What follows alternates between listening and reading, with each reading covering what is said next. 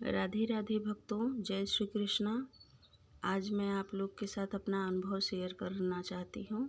मैं अपने लाला को रोज़ एक कथा उनके भक्तों की सुनाती हूँ। उनकी कथा तो सुनाने से वो उतना प्रसन्न नहीं होते हैं।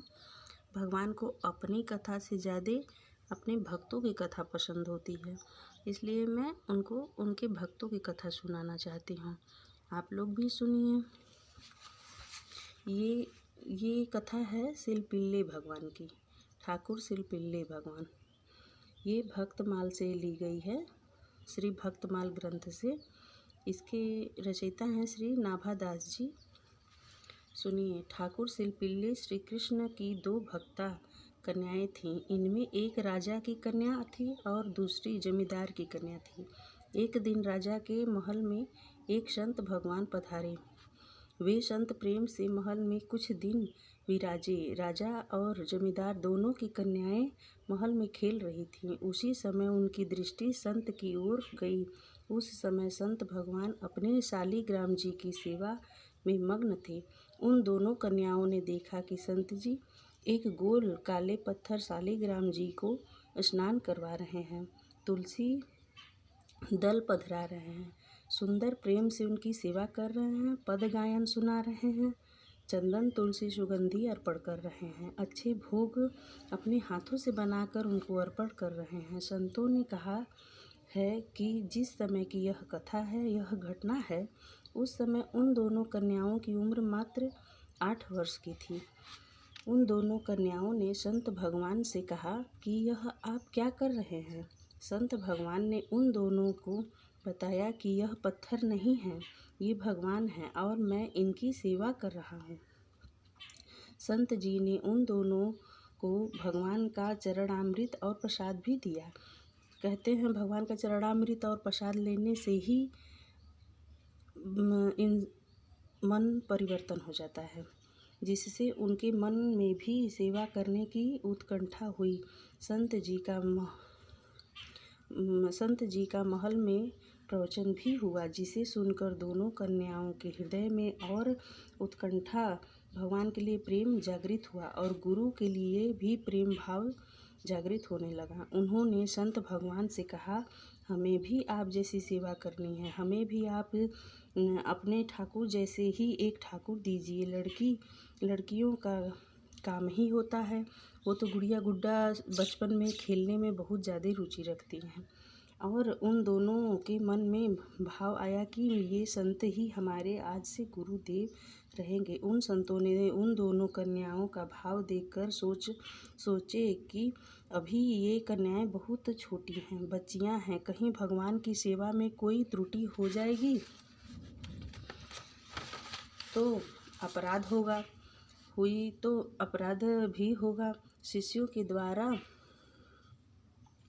की गई अपराध गुरु का अपराध माना जाता है। संत ने सोचा, ये बड़ी जिद कर रही हैं, जब ये बड़ी हो जाएंगी तो हम इन्हें मूर्ति भगवान की प्रदान करेंगे। तो संत ने कन्याओं को मना कर दिया। बस दोनों कन्याओं की आंखों में झरझर पानी बहने लगा।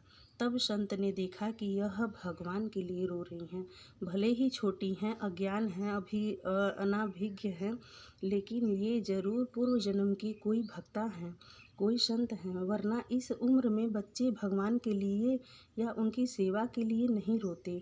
तब संत ने सोचा, बचपन से ही इन दोनों को भगवान की सेवा का अभ्यास भी कराना है और अपराध से भी बचना है।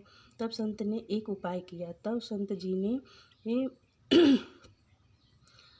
बीच का रास्ता अपनाया। दोपहर के समय जब संत भगवान शौच आदि क्रिया के लिए नदी तट पर गए, वहीं से 2 काले काले पत्थर लाए, दोनों कन्याओं को दिया और कहा कि ये लो तुम्हारे भगवान, उनकी वैसी ही सेवा करना जैसी सेवा मुझे करते देखी थी। तब संत ने वह कन्याओं से पूछा कि महाराज जी, इस भगवान का नाम क्या है। संत जी ऐसे ही विनोद में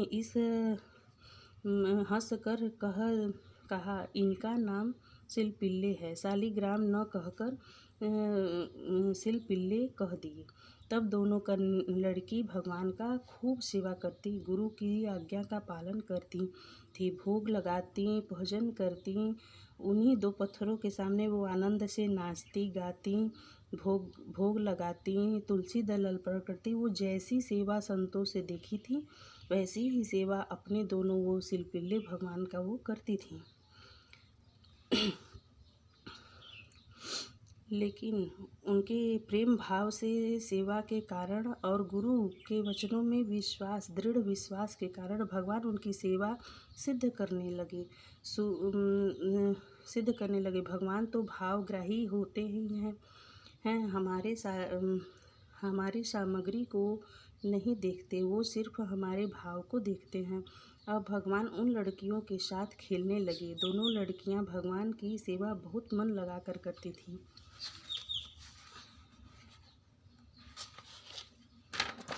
भगवान की सेवा बहुत मन लगाकर करती थी। इन दोनों भक्तों में जो भक्ता जमींदार की लड़की थी, उनके 2 भाई थे। दोनों बड़े बलवान और संपत्तिवान थे। इसी कारण दोनों में वैर भी बहुत बड़ा था। तब उनके पिता ने उनसे कहा कि आप दोनों अगर एक पास रहोगे तो ऐसे ही लड़ाई झगड़े करते रहोगे। तुम दोनों अलग अलग हो जाओ ताकि प्रेम बना रहेगा। बड़ा भाई अपना गांव छोड़कर दूसरे गांव में बस गया। इसी कारण उसके हृदय में जलन रहती थी। वह सोचता था कि मैं जब भी अवसर पाऊंगा तो छोटे भाई पर आक्रमण जरूर करूंगा। भक्त कन्या अपने छोटे भाई के साथ गांव में ही रहती थी। अपने भगवान शिल्पिल्ले के साथ वो बहुत भाव से सेवा करती थी और मग्न रहती थी। एक दिन बड़े भाई ने अवसर पाकर कुछ बलवान साथियों को लेकर अपने छोटे भाई के घर आक्रमण कर दिया। सारी संपत्ति लूट ले गए। उसमें सोने के सिंहासन में आभूषणों के साथ रखे हुए शिल्पिल्ले भगवान को भी वो लोग ले गए। बड़े भाई के घर में ले जाकर सारा सामान सब रख दिया, जहाँ का तहाँ रख दिया। भगवान को वहाँ रखा जहाँ घर के सभी और भी शालिग्राम जो उनके पूर्वजों द्वारा पूजित थे उन्हें रखा गया था। वहीं पे इनके इस लड़की के भी शालिग्राम रख दिए ले जाकर, और ये शालिग्राम भी उन्हीं शालिग्रामों में मिल गए। तब भक्त कन्या जब सुबह प्रातः उठी अपना नित्य सेवा पूजा करने के लिए, तो देखा तो शालिग्राम नहीं। अब वो कन्या बहुत ज़ोर ज़ोर से रोने लगी। तब उसके छोटे भाई ने कहा, क्या रोती है? तू तो जानती ही है कि ये काम तो तेरा बड़ा भाई ही करा रहा है। तो जब ये तेरा बड़ा भाई ही करा रहा है तो उसकी दुश्मनी तो हमसे है, तुमसे तो है नहीं। तू जा अपने शालिग्राम को वहाँ से मांग ला, अपने शिल्पिल्ले भगवान को वहाँ से जाके मांग ला। बस वो लड़की क्या की, और ज़ोर से रोने लगी। तो और भी उसके भाई और सभी भाभियाँ लोग सभी लोग समझाने लगे कि जाओ ना, अपने भगवान को लेकर आओ, और जानती ही हो कि अब तुम्हारे बड़े भाई ने ही ये चोरी करवाई है। बस वो चली गई। वहाँ 10 कोस दूर उसके बड़े भाई का घर था। वहाँ गई तो बोली, भैया आप हमारे सभी सामानों को रख लो, सिर्फ हमारे एक शिल्पिल्ले भगवान ठाकुर जी यहाँ आ गए हैं, उनको ही दे दो। अब भाई कह भी नहीं पा रहा था कि हाँ हमने चोरी करवाई है, हमारे घर हैं, हम तुमको दे देंगे। तो उसकी बैठक में बैठे सभी मित्रों ने उससे कहा कि तू 10 कोस तक चल कर आई है अपने भगवान के लिए, बड़ी भक्ता बनती है। अगर तुम्हारे प्रभु में इतनी शक्ति है तो क्या वो तुम्हारे लिए अगर यहाँ होंगे तो घर में से बाहर नहीं आ जाएंगे? बुला यहीं पे बैठ के, घर में जाने की ज़रूरत नहीं है।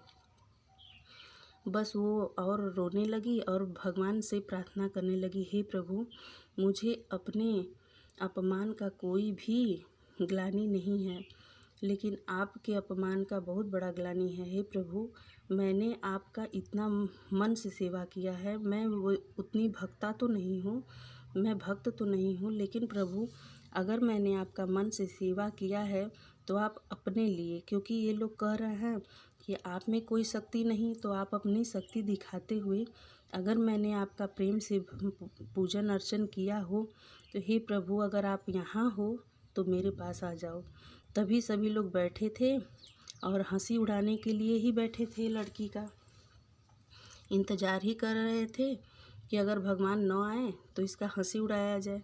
बस भगवान शालिग्राम जो वो संत जी दिए थे शिलपिल्ले भगवान, वो सिंहासन सहित घर से बाहर आए धीरे धीरे, और आकर शिलपिल्ले भगवान उछड़कर भक्ता के गोद में आ गए। ये देखकर उनके भाइयों ने भी बहुत चकित हुए, और उनके भाई के जो वो बैठक में बैठे हुए सभी मित्रगण थे वो लोग भी बहुत चकित हुए, और सभी ने चरण स्पर्श करते हुए उस लड़की से कहा, तुम बहुत भाग्यशाली हो। और भाई ने कहा, मैं बहुत भाग्यशाली हूँ जो तुम्हारी जैसी बहन मुझे मिली है।